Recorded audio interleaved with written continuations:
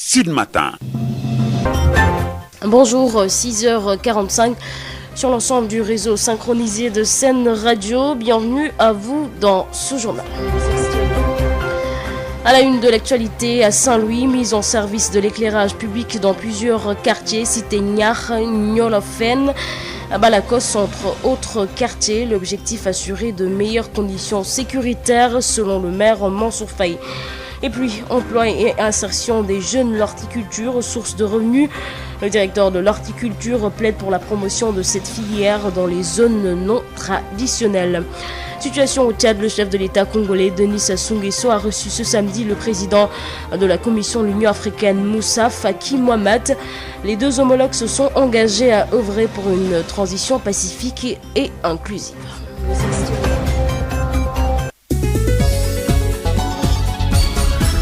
Aïssatou Gueiba. À la présentation, Hassan Tchoun assure la mise en onde de ce journal. Merci de nous choisir pour vous informer. Le directeur de l'horticulture plaide pour la promotion de la filière horticulture dans les zones non traditionnelles pour la réussite du programme d'urgence pour l'emploi et l'insertion socio-économique des jeunes. Dr Macoumbe Diouf est au micro de Ngoursar. Moi, j'ai été séduit de visiter ce site pour différentes raisons. D'abord, la première, c'est que, on le sait, l'horticulture est une filière à haute valeur ajoutée, contribue différemment à l'économie et à la santé de nos populations. Ici, vous avez vu que c'est presque des potagers. Ils vous ont dit qu'une partie de la récolte est destinée à l'alimentation des ménages. Ils vous parlent de leurs enfants. Vous savez, le coefficient intellectuel de l'enfant est déterminé souvent et influencé par son statut nutritionnel. Ça, tout le monde le sait. C'est pas pour rien qu'on met le focus sur les nourrissons, pour les femmes allaitantes, sur ces questions de lutte contre la malnutrition. Parce que c'est les catégories sociales les plus exposées. Deuxièmement, ça crée des revenus. Vous savez qu'une partie de la récolte est vendue au niveau des marchés locaux. Et même avec la variété Kent, on se sentirait dans les Niayes. Parce que c'est seulement dans les Niayes qu'on trouve cette variété. La Kent et la Kate, qui sont des variétés d'exportation. C'est la mangue d'export. Donc ils vous ont dit qu'une partie de cette mangue est commercialisée. Donc ça veut dire que ça génère des revenus. Ils font la culture associée. Ils associent l'arboriculture fruitière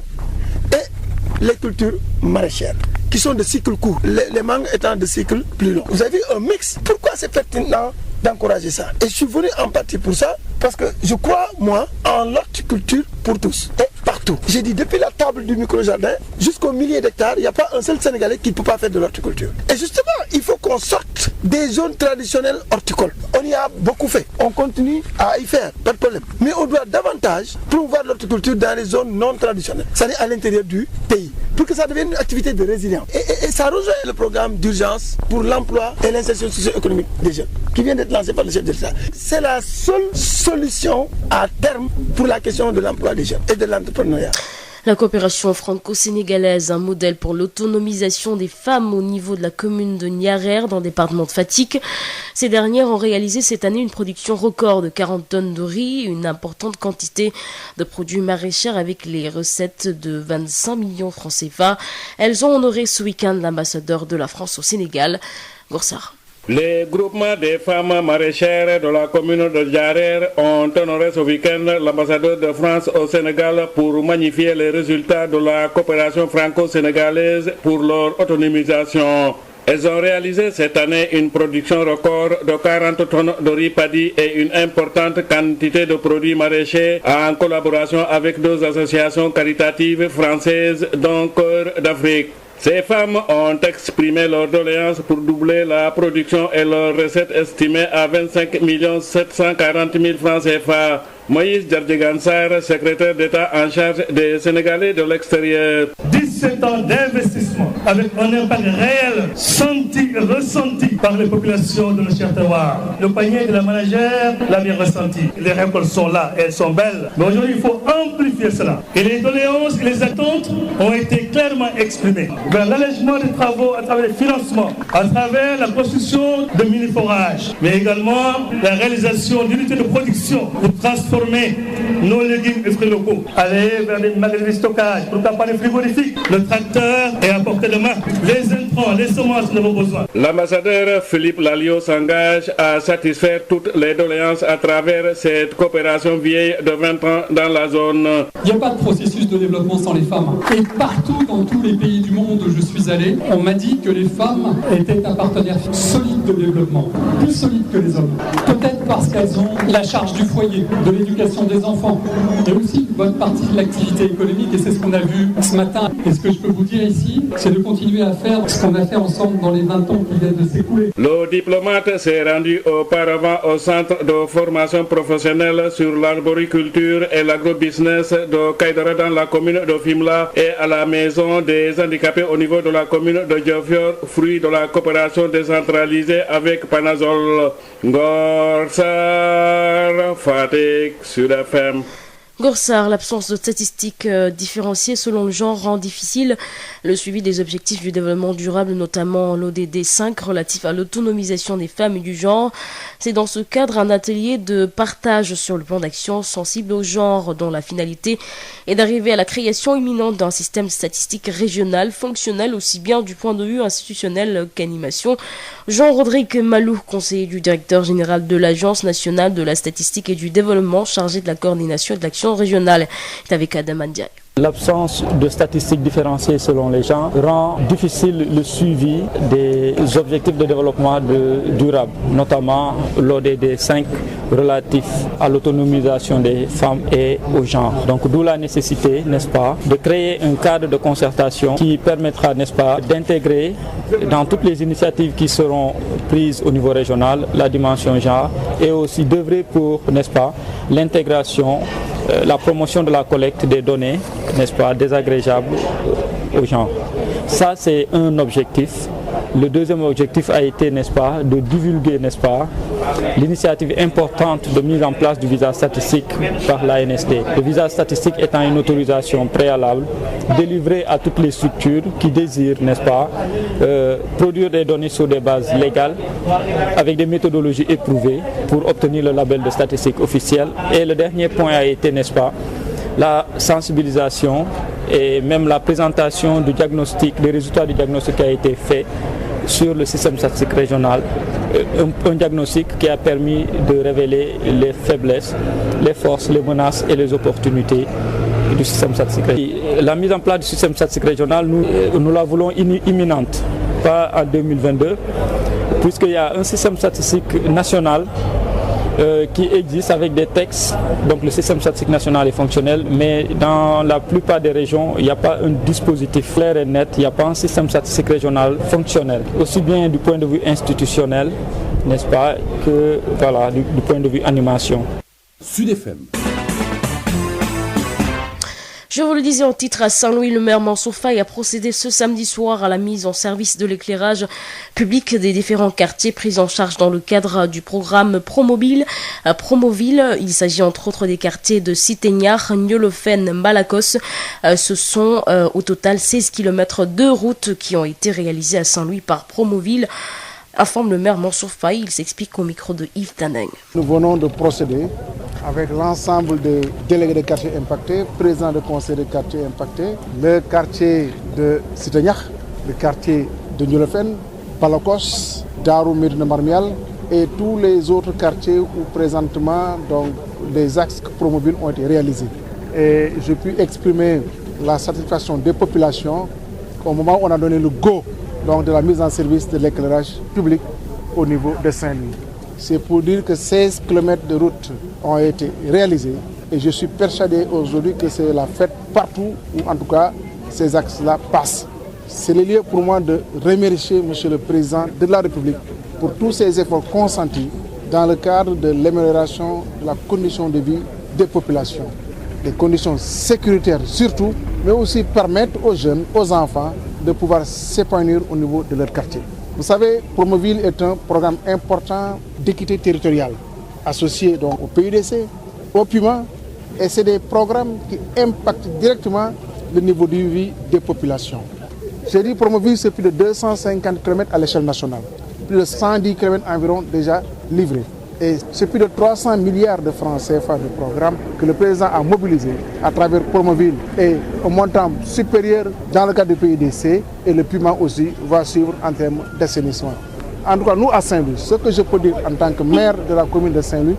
nous vivons pleinement l'émergence avec 16 km éclairés. L'assainissement qui est en cours de réalisation, plus de 15 milliards dans le cadre du programme des 10 villes, 8 milliards dans le cadre donc de l'assainissement de l'île de Saint-Louis et beaucoup d'autres investissements à réaliser pour rendre nos villes non seulement attractives, mais rendre nos villes développées. De faux médicaments d'une valeur de plus de 30 millions saisis par les éléments de la subdivision des douanes de Kaolack, des munitions réelles, de la drogue du chanvre indien qui était cachée dans la forêt classée de Yongo, saisie à Caraïbes, un camion contenant des sacs de foin immobilisés, des motos, des trafiquants arrêtés et déférés. Tel est le bilan des opérations de sécurisation menées par les douaniers de Kaolack, de Nioro-du-Rip et de Caraïbes. La correspondance de Mamadou Kamara. Dans le cadre de la lutte contre les stupéfiants et l'introduction de faux médicaments dans le pays, les soldats de l'économie de Caraïbes et ceux de Nioro n'ont pas les idées sur les moyens pour aller à la traque des contrebandiers et des trafiquants de drogue. C'est le cas notamment dans le département de Nioro où la brigade mobile des douanes a saisi une importante quantité de faux médicaments et de drogue. Le sous-lieutenant Clédor Diop de la brigade mobile des douanes de Nioro. C'est une saisie qui a été opérée suite à une circulation. C'est en fait un des services traditionnels que nous avons l'habitude de faire. C'est durant cette circulation que nous avons aperçu 2 individus transportant par devers une moto des marchandises qui provenaient de la frontière. Une tonne 300 de chanvre qu'on a saisi ici dans la localité presque de Nioro ou dans ces endroits. Et on a fait aussi 600 kg de, je crois, de médicaments. Donc c'est une zone de prédilection des contrebandiers et des fraudeurs et ensemble des trafiquants de drogue ou des produits illicites. Leurs collègues de Kaolack ont également saisi en un temps record de faux médicaments d'une valeur de plus de 30 millions de nos francs. Le sous-lieutenant Mohamed Hussein de la subdivision des douanes de Kaolack confirme. Sous-lieutenant des douanes Mohamed Hussein, chef de visite au bureau des douanes de Kaolack, je suis pharmacien de formation. En fait, la saisie s'est effectuée dans la nuit du 21 au 22 avril 2021. C'est à la suite d'un renseignement qui a été exploité, qui nous a permis d'être sur les lieux. En effet, on y était avec 2 agents et on s'est muni de nos engins d'arrêt qui nous ont permis, par la suite de quelques minutes de course-poursuite, d'appréhender le véhicule qui a été abandonné par le conducteur. Les médicaments sont estimés à une valeur de 38 millions de nos francs. Ils sont constitués essentiellement d'aphrodisiaques, d'anti-inflammatoires, d'antalgiques et d'antihistaminiques. Ça s'est passé tout juste à l'entrée du pont de Ndiao. La brigade commerciale de Caraïbes a également fait des saisies records avec l'immobilisation d'un camion où de la drogue a été dissimulée dans des sacs de foin. Dans la forêt également de Yongo, des munitions, des motos Jakarta et des médicaments prohibés par la loi ont été également saisis. Kaolack, Mamadou Kamara, Sud FM. Sud International. Le chef de l'État congolais, Denis Sassou Nguesso, président en exercice de la communauté économique des États de l'Afrique centrale, a reçu ce samedi le président de la commission de l'Union africaine, Moussa Faki Mahamat. Un entretien qui s'est déroulé à Oyo, dans le nord de la capitale. La situation qui prévaut au Tchad a dominé leur entretien. Le chef de l'État congolais et le président de la commission de l'Union africaine se sont engagés à œuvrer pour une transition pacifique et inclusive au Tchad, a indiqué Jean-Claude Gakasso, le ministre congolais des Affaires étrangères. Face à la presse, Moussa Faki Mahamat a informé que l'Union africaine a déployé une mission d'enquête et d'évaluation au Tchad. Elle devra produire un rapport qui permettra au Conseil de paix et de sécurité de prendre d'éventuelles dispositions. Cette mission devra convaincre la junte au pouvoir de céder la transition à un civil, ce qui ne sera pas facile selon le journaliste blogueur Makela Ngembla. Il dénonce le maintien au pouvoir du même camp, celui d'Idriss Déby, alors que le peuple tchadien aspire à un changement. Il appelle la communauté internationale à se mobiliser pour le Tchad. Le journaliste blogueur Makela Ngembla est joint par Mamdiara Da Silva.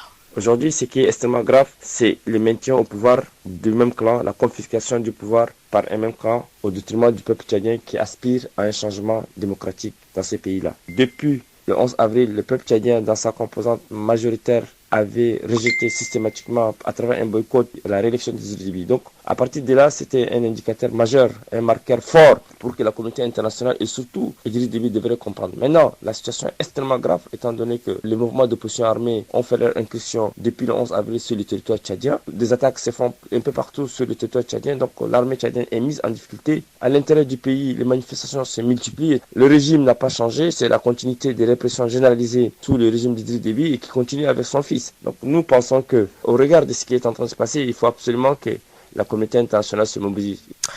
Voilà, 6h ou 7h pile sur l'ensemble du réseau synchronisé de Sen Radio. C'est la fin de cette première édition d'information.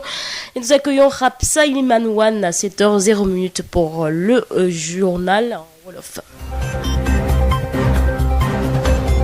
asalaamaaleykum juróom-ñaari waxtu moo jot ci suñuy studio joti ci bépp bànkaasu rajo Sud FM ne ci biir diwaan yi bisimila leen ci xibaar yi ci pàcc bu njëkk bi li ci nar a gën a fës nag danañ dem fële ca Ndar Géej ci ak quartier yu bëri yi nga xam ne daal am nañu ay potu lampe ci mbedd yi bu ci mel ne Cité Ñaax Njolofeen ak Balakos li waral loolu la nag mooy gën a yokk kaaraange bi foofule bu ñu sukkandikoo ci jaraafu Ndar Géej di Mansour Faye dinañ wax it jëmale ci wutum xëy bi nga xam ne moom la ñu wutal xëy ndaw yi ci réew mi te ñu koy waxtaane bu baax a baax ci jamono ji ñu toll bu ñu sukkandikoo ci ki nga xam ne moom lañ dénk wàllu horticulture du mbayum ndër mi di docteur Macoumba Diouf daal nee na loolu nag mën nañ ci jaarale ngir programme boobu lee wala yemb wante nag bu sañoon dañuy gën a yaatal wàllu mbayub dër bi ci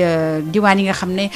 du fa cosaan ci biti réew danañ waxtaane it wàllal xew fële ca Tchad ak njiitu réew Congo bi di Denis Sassou Nguesso bi nga xam ne da doon dalal démb ci gaawu gi kii jiite commission Union africaine Moussa Faki Mahamat ci seen waxtaan nag daal nee nañu danañu fexe seen kéem kàttan ak Union africaine daal fexe ba jàmm dellu si foofulee ca Tchad dinañ ci toftal it xibaaru tàggat yaram Assane Thioune lañu ciy àndal moo ne ci xarale. Hapsa Ilimanouane. asalaamaaleykum dal leen nag jàmm ci xibaar yi ci pàcc bu njëkk bi dañu koy door rek utum xëy bi nga xam ne moo soxal fi mu toll ni gouvernement bu Sénégal utum xëyu ngir ndaw yi ngir ñu mën a am lu ñu suturlu ci loolu le sax ki nga xam ne moom lañ dénk wàllu horticulture di mbayub dër bi di docteur Macoumba Diouf daal nee na bu sañoon danañu sukkandiku bu baax a baax gën a ñoŋal it lépp loo xam ne dafa jëm ci wàllu mbayub ndër mi ngir daal ndaw yi mën a ci am liggéey wante nag bu sañoon moom docteur Macoumba Diouf boobule mbayub dër dañu koy génne ci fi nga xam ne fa la fekk baax yóbbu ko yeneen diwaan yi nga xam ne daal bëri wu ñu amal loolu le ñu déglu docteur Macoumba Diouf ci micro Ngor Sarr. horticulture lay doon sinon ndaw yi kenn du leen amal solution emploi je suis catégorique man loolu laa gëm kenn mënu ma prouver leneen ndax boo jëlee usine balaa yàgg ñu ne la usine bi fees na nga jël leneen loo yëngu balaa yàgg ñu ne la fii mënatuñoo jël mais ndax bés dina ñëw ñu leen mbéy fees na tool yi jeex na kenn amatul fa béy en tout cas man seen tuuma loolu kon capacité bi mbéy am pour ñu bëri dugg ci seen bopp gis ci seen bopp te du xat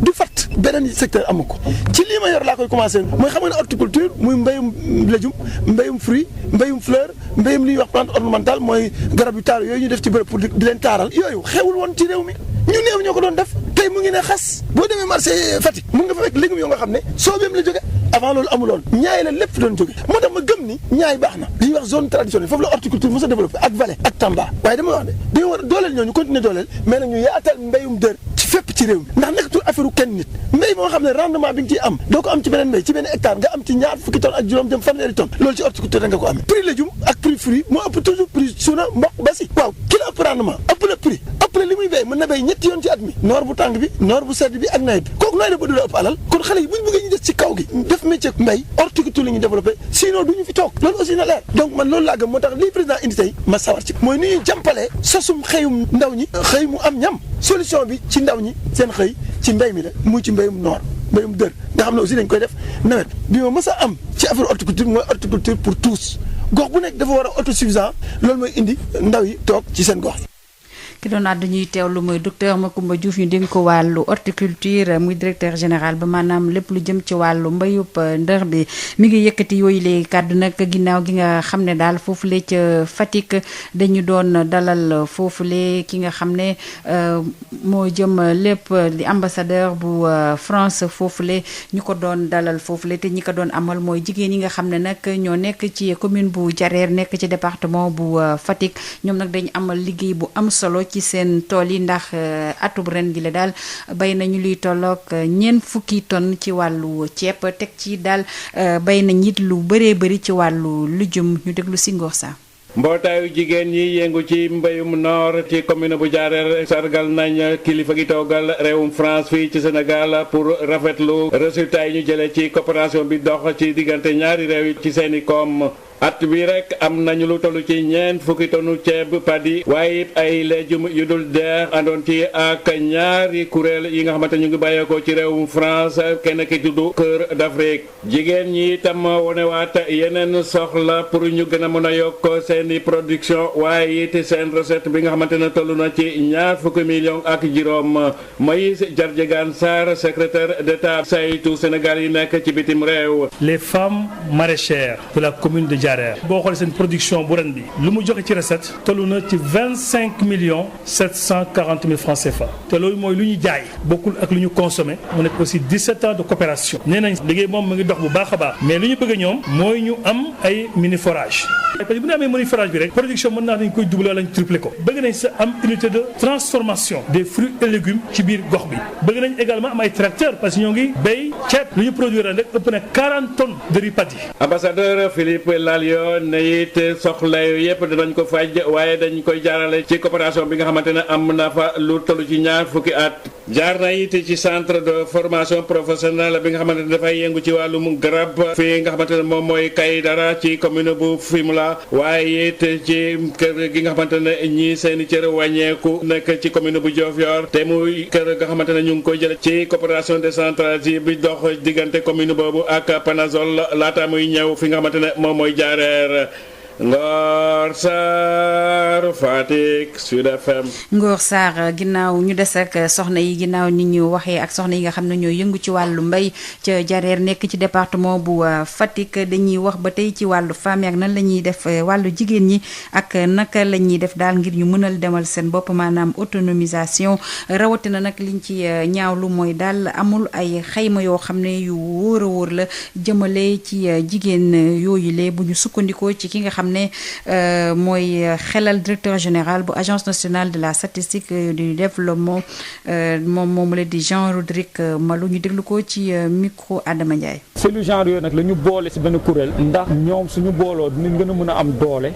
pour porter initiative yoo xam ne dafa war a permettre ñu jël en charge question genre ci toutes les interventions yoo xam ne nit ñi dañ koy def au niveau régional boobu mooy benn bi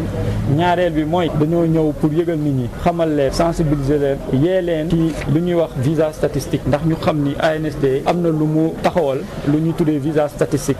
muy autorisation bi ANSD di jégal structure bu ko bëgg structure boo xam ne moom jàpp na ni war na mën a produire ay données ay statistiques ay chiffres yoo xam ne dafa laloo ci méthodologie yoo xam ne taxaw na ba pare structure boo xam ne da nga bëgg a am ay informations statistiques yu ñu mën a wax ni dafa officiel loolu moo tax agence tëral visa statistique ba pare ne day ñëw ba ci nit ñoo xam ne foofu la nit ñi di ñëw di utee information ñu yëgal leen yëgal gouverneur yëgal membre CRD bi ne leen visa boobu am na ba nga xam ni képp kuy ñëw di def enquête tey balaa nga koy def ñu wax la ni jaaral ci service statistique demal uti visa bi ndax sooy ut visa bi outil de collecte yi ngay def ANSD da koy càmbar xool ba xam ndax yooyu outil de collecte ak méthodologie yi baax na balaa ngay mën a def collecte ñetteel bi mooy dafa am saytu bu ñu defoon fii ci fonctionnement lu ñuy wax système statistique régional mooy kuréel yëpp yi ëmb mbirum stat ñu ñëwoon def benn évaluation jógee fa jël ay conclusions identifier faiblesse yi ba pare proposer ay solutions yoo xam système statistique régional dina efficace ba nga xam ne nit ñi dinañ mën a am nu mu bon n'est-ce pas benn dispositif boo xam ne dinañ ci mën a collecter ay données yu fiables. ki doon àddu ñuy teewlu mooy Jean-Rodrigue Malou di xelal directeur général bu ANSD agence nationale de la statistique et de la démographie. Sud FM. ñu jàll fële ca Ndar Géej démb nag ci gaawu gi daal ki nga xam ne mooy maire ba di Mansour Faye jëmmal li nga xam ne mooy poto yi nga xam ne moom lañ teg ci mbedd yi ngir leeral ko bu baax a baax te mu sukkandiku ci programme bi ñu duppee Promoville quartier yi nga xam ne nag andi nañ fa ay poto lampe taal ko fa mooy bu ci mel ne Cité Ñax Njolofeen ak Balakos toll na luy tolloog daal fukki kilomètre ak juróom-benn ci ay tali yoo xam ne daal amal nañ fa ay poto lampe bu ñu sukkandiku ci maire ba di Mansour Faye ñu déglu ko ci micro Yves Tendeng. waa tey mbégte la mais aussi mbégte population wu Saint-Louis la ci maanaam yoon yi nga xam ni Promoville non seulement def na fa tali pavé ko wala mu goudronné ko def fa assainissement parce que Promoville fu mu jaar dafay def assainissement mais aussi def ci éclairage public boobu nag moom la ñu taal tey lamp yi mu leer nañ man ak délégué yi wala ak président de conseil de quartier yi nga xam ni moom moo laal gox yooyu leen mu nekk Ndiolofène nekk Cité Ñax nekk Balakos nekk fii ci Médina Marmial mais aussi nekk HLM vraiment mu nekk fukki kilomètres ak juróom-benn yi nga xam ni Promoville moo ko def loolu nag bu demee ba am dañ koy gërëmee président de la République parce que du lii rek bëri na ay jumtuwaay yoo xam ni def nañ ko fii ci Ndar ci wàllum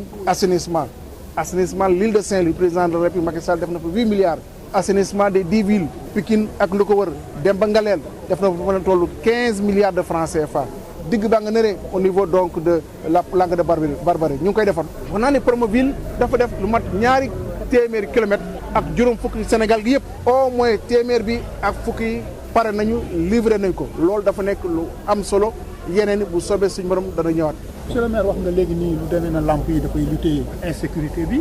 boole ci aussi tamit wàllu taw beeg ndox yi ci wàllu assainissement est-ce que dafay wax ni yeneen quartier yi Promoville war na ci mën a jàpp pour que lii am fii am ci yooyu gox. gis nga Médina Marmial bi ma taxaw nii yoon bi kenn daaw foon jaar bu nawet jotee ndox mi la woon amul éclairage amul waaye tey jii gëm naa ne fu mu nekk nii waa Médina Marmial kontaan nañu donc ñoom ñi ñu kontaanee nii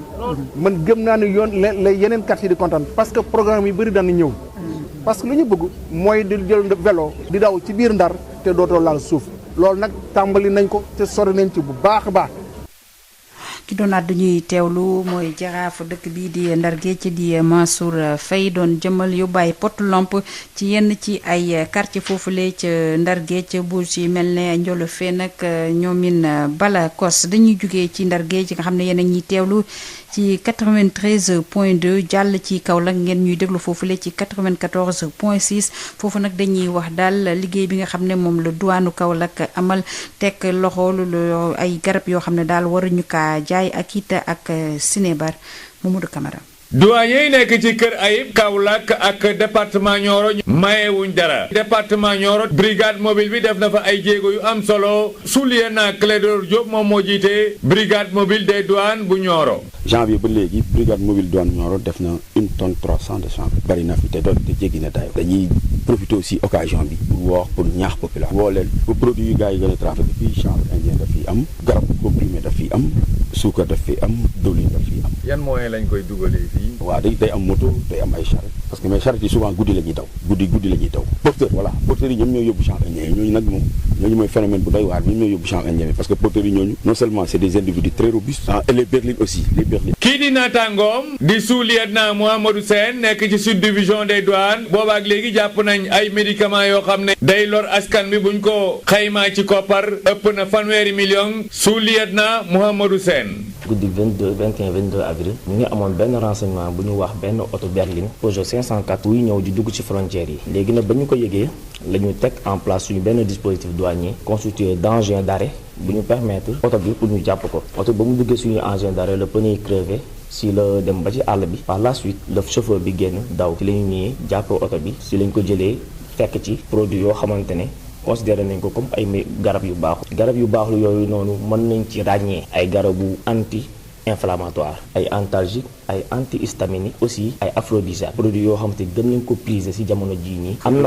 na marché bu laxatu ci ginnaaw parce que garab yi bu ñu ko évaluer rek mën na toll ci 38 millions ci suñu koppar kon ça veut dire que ni nekk na produit boo xamante ne marché boo xamante ne dina dundal ñi ci yaakaar te aussi tamit du jaral ñu ciy loru lu dul suñuy seeni naataangoo yi nekk ci Kër Ayib tamit jàppoon nañ benn camion boo xam ne bii camion ngooñ la ñu delloon yamba bi dugal ko ci ngooñ gi ci àll bu ñuy wax yongo ñu jàpp fa ay médicament ak ay bal yoo xam ne yi balu fetal la ak ay moto jakarta yoo xam ne yi dañ doon rawale garab yu bon yooyu ak tamit yamba. Kaolack Mamadou Camara Sud FM. Mamadou Camara brigade commerciale bu Kër Ayib nag def na ay jéego yu am solo jëmale ci xeex lépp loo xam ne dafa jëm ci garab yu bon yooyu xam ne dañu koy jaay te nguur gi di ko tere wala bokk yoon di ko tere muy loi bi te it nga xam ne dafay am ay jeexital yu bon ci wérgu yaram wala rawatina lépp loo xam ne daal ab fraude la boo xam ne baaxul suñu koom-koom bu ñu sukkandikoo ci soulieutenant El Hadji Soxna jiite brigade commerciale bu douane bu Kër Ayib ñu déglu ko ci micro Mamadou Camara.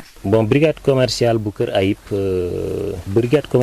Ayib ñi ngi ko bon dañuy wax ne d'abord ci innovation yi douane apporté la d'abord innovation yooyu noonu mooy tey jii nii dans si sensu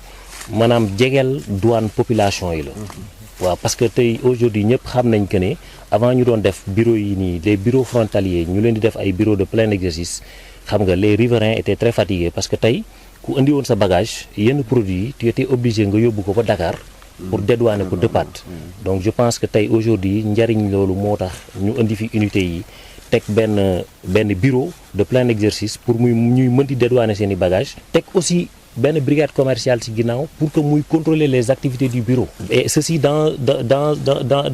une logique de transparence telle que prônée par la déclaration d'Arusha di mën a contrôler maanaam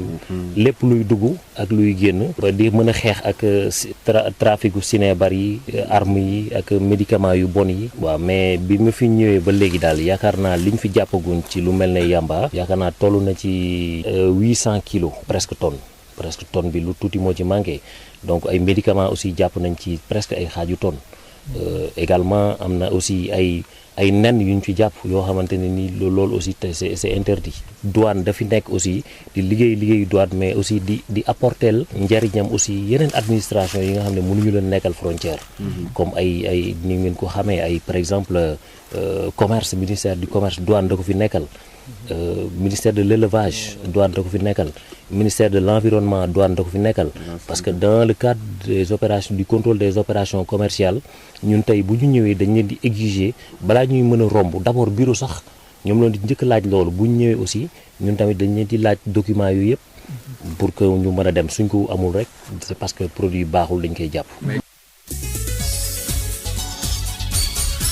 xibaaru bitim réew. xibaari biti réew yi dañu koy door ak njiitu réew Congo di Denis Sassou Nguesso nga xam ne ci jamono ji nag moo jiite kuréel bi nga xam ne ci wàllu koom-koom moom moo ëmb dëkk yi nekk ci digg l'Afrique moom la di Denis Sassou Nguesso da doon dalal démb ci gaaw gi président commission Union africaine muy Moussa Faki Mahamat li ñu doon waxtaanee nag li ci gën a fës bokk na ca li am ca Tchad njiitu réew Congo ak ki nga xam ne moo jiite commission bi Union africaine nag nee nañ danañ def seen kéem kàttan ànd ceeg Union africaine ngir jàmm mën a dellu si foofule ca Tchad bu ñu sukkandikoo ci ki nga xam ne mooy Jean-Claude Gakoso di ministre ca Congo bi nga xam ne moom lañ dénk wàllu biti réew mu jàkkaarloog taskatu xibaar yi moom Moussa Faki Mahamat bi demoon foofule dajeek Denis Sassou Nguesso di xamle ne sax Union européenne yóbbu na ab mission foofule yebal leen foofule ca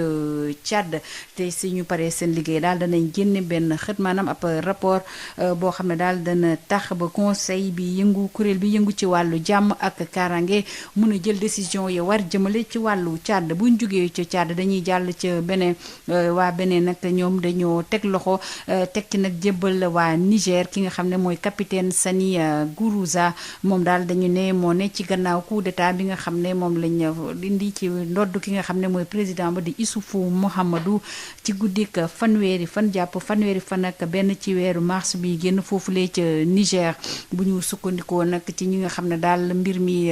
xam nañ ci lu bari am ci ay xibaar nee nañu nag ñu ngi ko teg loxo ginnaaw gi nga xam ne dafa mébétam moo doon jóge foofule dem ca gannaaw ñu wax fële ca Canada ci wàllu mbas mi foofu nag ay junni doomi aadama daal ñoo ñëwoon ci wetu stade olympique bu Montréal nga xam ne daal foofule centre bi gën a mag jëmale ci wàllu ñàkk bi jëmale ci wàllu mbas mi ci Québec foofu la ne ñoom nag li leen métti daal mooy mesures yi nga xam ne moom lañ jël ci wàllu kër docteur loolu yëpp ngir xeex ñetteelu song foofu lay jëmale ci wàllu mbas mi ñu jeexalee ba tey ci wàllu mbas mi ak Pape François moom nag daal nga xam ne day aar wala boog jàppale bu baax a baax lépp lu jëm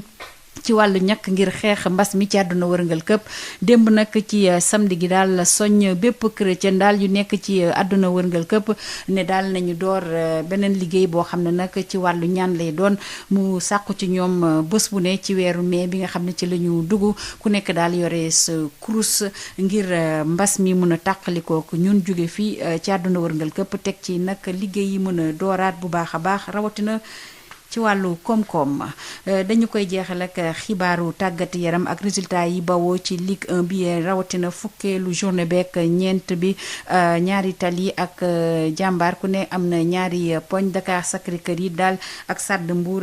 daal ndam demul ndam dikkul kenn dugalul but bu ñu jógee ci Ligue 1 bi ñu jàll ci Ligue 2 ak résultat yi les EJ Fatick moo 2 Renaissance ñetti bal ci dara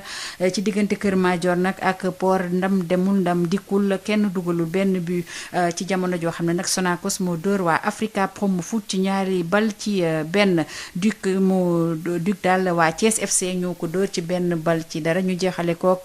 beneen match bi doon am dem jëmale ci Ligue 1 bi rawatina 14e journée bi Amitié FC ak Guédiawaye it ndam demul ndam dikkul ndax ku nekk jot naa dugal benn but fanweeri simili ak benn moo tegu ci juróom-ñaari waxtu ñu sant leen gërëm leen yéen ñi safoo rajo Sud FM sant it Assane Thioune bi ñu ci àndaloon ci kanam tuuti bu fanweeri simili tegoo ci juróom-ñaari waxtu kii di soxna Aïssatou Gueye ba dina fi teewaat ngir dégtal leen xibaar yi ci ni mu gën a yaatoo ci français jàmm ak jàmm.